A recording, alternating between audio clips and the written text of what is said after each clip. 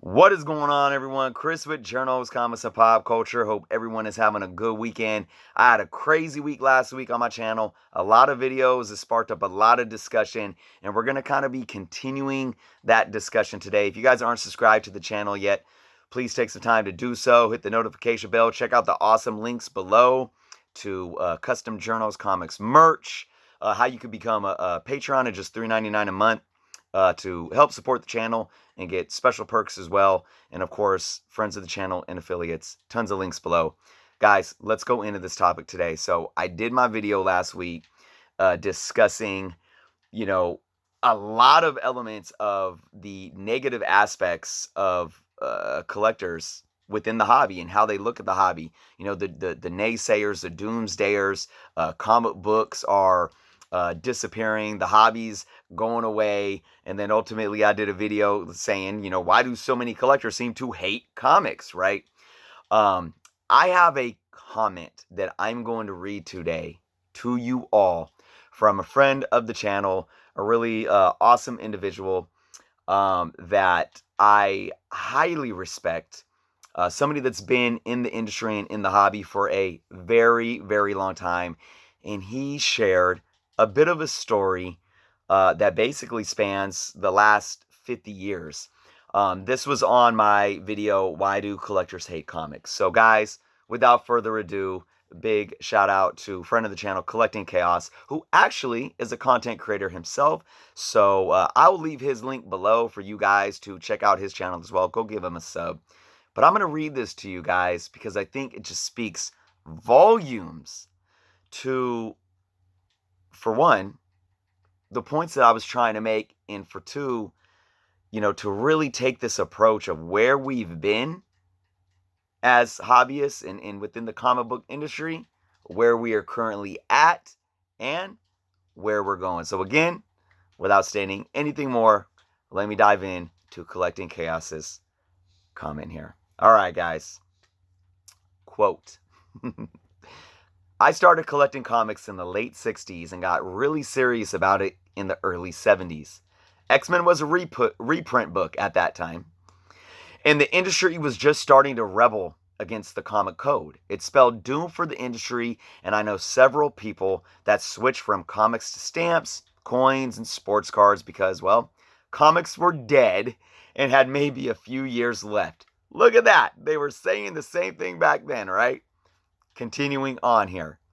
We all know what happened in the 70s, and then into the 80s, there were so many small press comics that the big two were doomed for sure. Whereas First Comics, Innovation, Pacific Comics, Malibu, and Eclipse Now, where are they now? I had a comic shop in the 90s, and it wasn't because of the comics that I closed the doors. It was because of the landlord's greed. My sales continue to grow at a steady pace, but not fast enough to recover from my rent that was being doubled. I never really saw the crash that everyone talks about because I carried a large selection of back issues as well as new comics. Sure, the sales dropped on some titles and speculation was running wild, but many of the speculators went to other things like toys and collectibles and card games. So, here we are in 2020, and because giant corporations now own DC as well as Marvel and are not interested in doing business as usual, but looking to trim some of the books that don't sell as well in favor of those that do, it means the industry is dying, right? I just don't see it. And I purchase a few new titles, but mostly I buy back issues. Several of my favorite titles have been canceled. Hey, it happens. It has been happening to me for over 50 years. I have been asking where the new readers are going to come from for about as long as I've been collecting. And somehow, they always show up. Movies, TV, video games. That is where the new comic readers are getting exposed to the wonders of sequential panel art. I don't believe comics are going anywhere anytime soon. Wow. Man. Collecting Chaos, again, I want to say thank you so much for, you always share such great insight to the hobby on a lot of my videos that I do. You're always in the comments.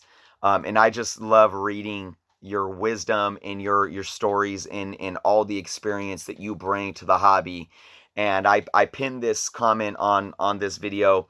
And again, guys, I think it speaks volume. I mean, he really painted the picture and summed up how, it's really this cyclical cycle of doomsday thinking that has always loomed near within the hobby of comic books, and yet we're still here.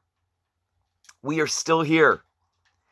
And I could. It was funny. I was reading because I posted a link to this on some Facebook groups, and I was reading even today people commenting, "Oh yeah, the industry's dying because speculators and all this stuff." And it's just like I don't know what people will ever understand, And I think Collecting Chaos here, he spoke so eloquently on specifics. He talked about new readers, getting the younger, just new readers into the hobby and new collectors into the hobby.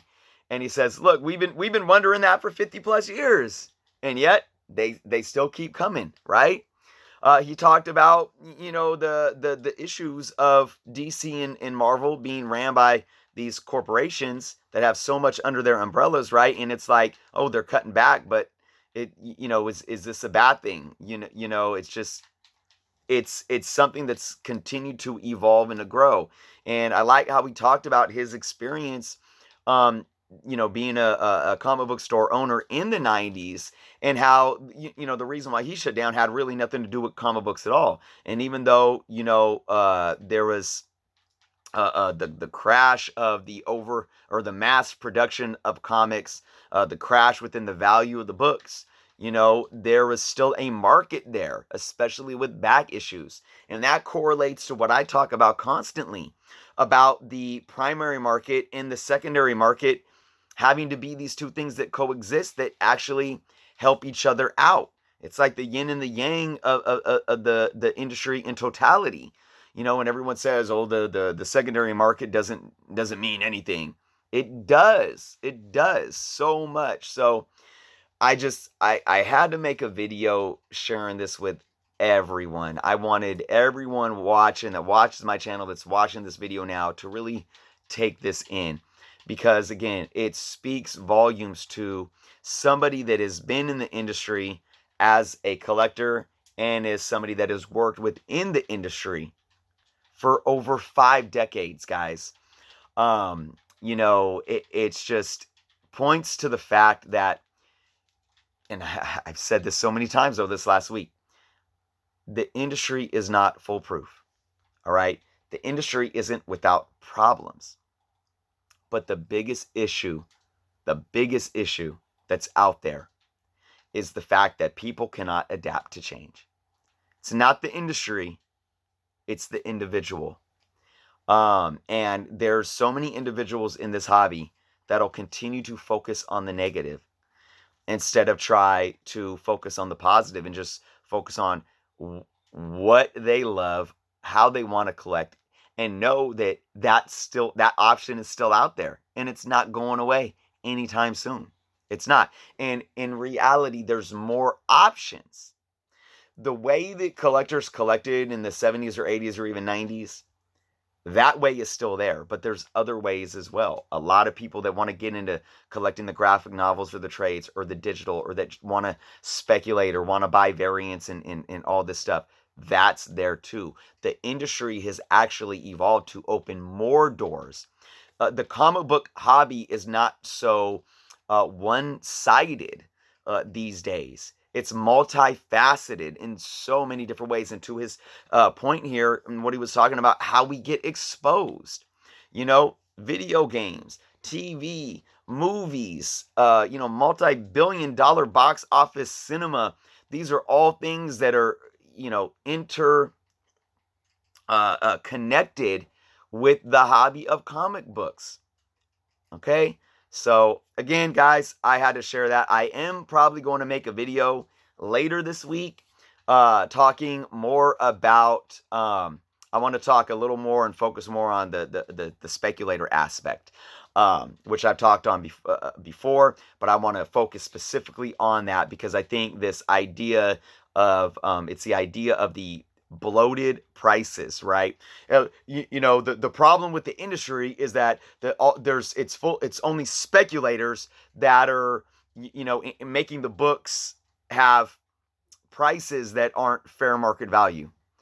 So I have so much to say to that, guys. I could start ranting about it right now, but I'm going to leave this video at this where it's at right now. So again, Collecting Chaos, guys. Go check out Collecting Chaos. Link is below. Again, check out all the other awesome links below too.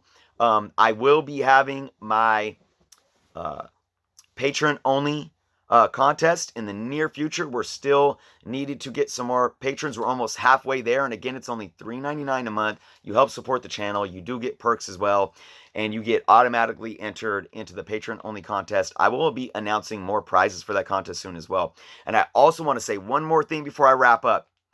There will be another announcement of my that's having to do with my 3K sub contest video, guys. And for everyone that entered that contest, stay tuned for that. You're not going to want to miss it. So with that being said, guys, thank you so much for watching.